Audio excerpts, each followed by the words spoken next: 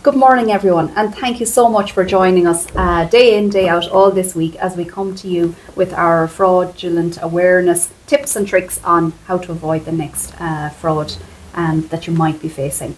I'm joined here this morning by some of our team members. So we've Declan here, who's normally in our Balladream branch, Agnes from our lending department, and we've Patrick from the operations downstairs. So we wanted to finalise our Fraud Awareness Week by bringing the message of what we are seeing here in Roscommon Credit Union, what we've heard from members on the ground and the challenges that members have faced, and I suppose just to wrap it up with the team chat on making you aware of things that are actually happening and current out there at the moment. So we might start with you, Patrick. You're, I suppose, there front facing members as they're coming in day in, day out, and you get a lot of the calls where things aren't straightforward.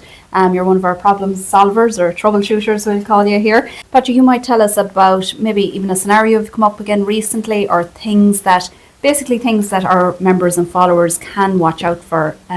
Certainly, Bernie, yeah. So to be very up to date, the scammers are very up to date. So recently we've had verification of pays being a big topic. A lot of people be aware of it. It'd be happening to people as to be making payments. So the scammers are actually sending out generic messages to everybody. And it's a case of people are getting messages saying a pay has just been updated on your account. Please click this link. Don't click this link. That's the message. Just be aware. You'll always get someone on the phone in the credit union. You'll get to talk to myself, Mags, anyone downstairs. Get to talk to a person. Don't click a link. Okay, yeah, that's very good information. And it's coming to mind here now. You took a phone call there very recently about a lady concerned about her ATM card.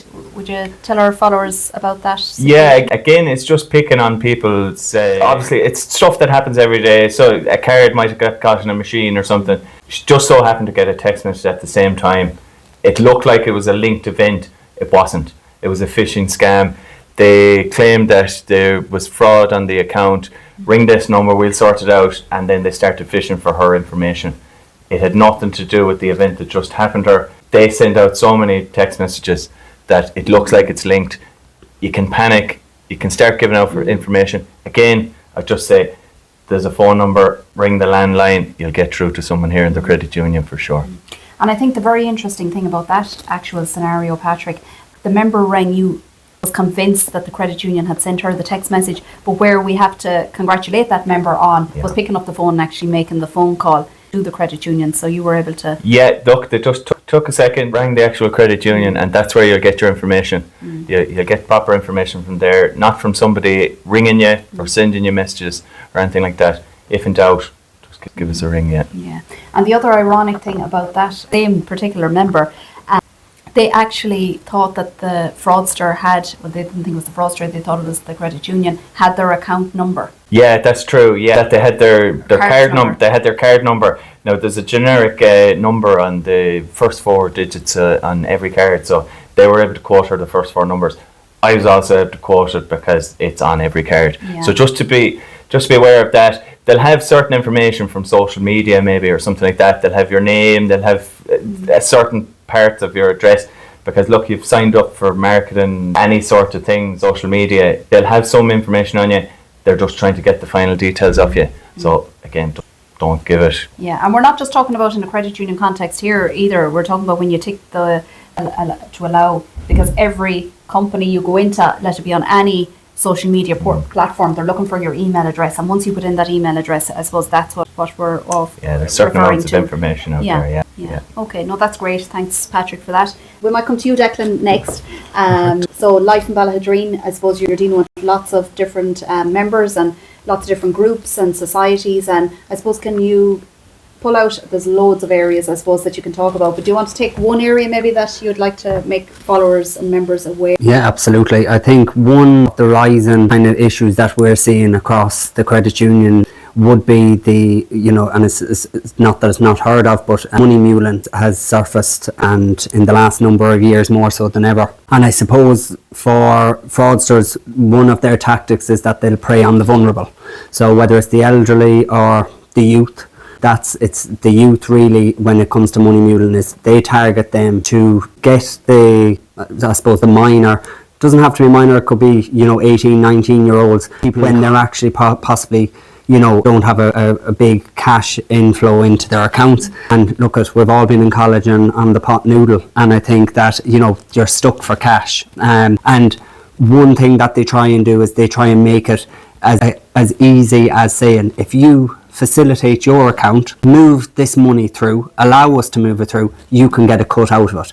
So simple, and it's appealing to anyone that possibly is struggling financially, and that's why the younger generation, or that they actually will take that on because they see it as no big deal. I think that we have to stress to parents and to the actual younger members themselves that actually they can get a criminal record out of this. Money muling is recognised now as an offence, and that's going nowhere anytime soon if you're convicted of that. So for what seems like a very simple kind of task, allowing people to use your account to let the money go through it, and it may only be for 30 seconds, you still are aware and have consented to do so. So again, we would all stress in the credit union that if you're thinking of, or if you're approached by someone to say, can we use your account, it has to be a straight out no, regardless of your circumstances. It's a no. You need to think yourself at the end of the day and protect your credibility. So no, that's very good, and that's a very good point, Declan.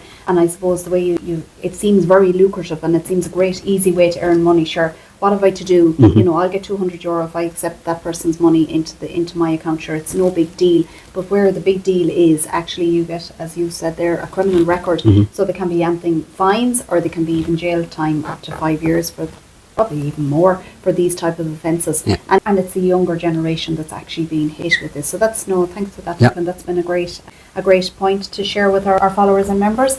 And Agnes, we're over to yourself now. You're in the lending department, and you see lots of, I suppose, attempts at fraud, even, in terms of what you might be looking at yourself, or even what members are facing. And maybe we would just ask you if you can tell us about a situation or a time that a member was faced with something like this, that we can alert our other followers to these type of scenarios.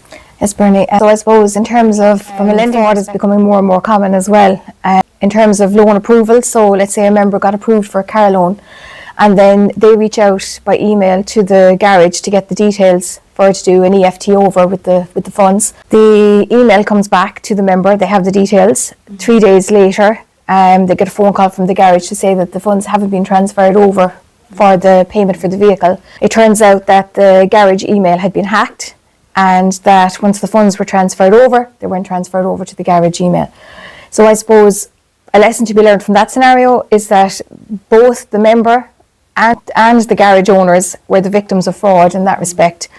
So I suppose what we can learn from that then is, even if you receive an email or you send an email, pick up the phone to the person, pick up to the business or whoever you're planning on transferring the funds to, and follow it up with a phone call to make sure that the details are correct and that they are accurate, and that the money is going to where it is supposed to be going, and that everything's above board.